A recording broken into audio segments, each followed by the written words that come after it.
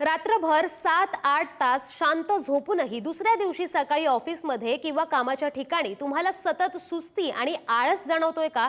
जर तुमचं उत्तर हो असेल तर हे फक्त कामाच्या थकव्यामुळे नाहीये, तुमच्या शरीरात एका महत्त्वाच्या व्हिटॅमिनची कमतरता असू शकते।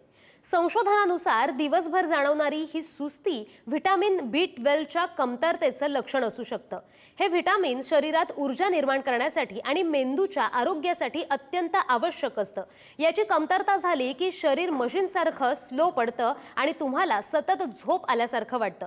फक्त सुस्तीच नाही तर याची काही इतर लक्षणंही आहेत।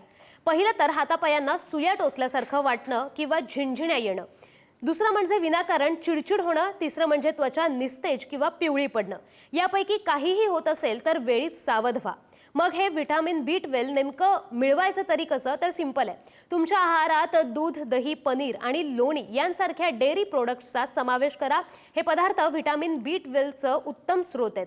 पण समस्या जर जास्त असेल तर डॉक्टरांचा सल्ला नक्की घ्या। ही माहिती आपल्या मित्रांना आणि कुटुंबियांना नक्की शेअर करा आणि अशाच माहितीसाठी पुढारी न्यूजला फॉलो करा। शिकूया AI ची क्रांती, चला करूया MSCIT।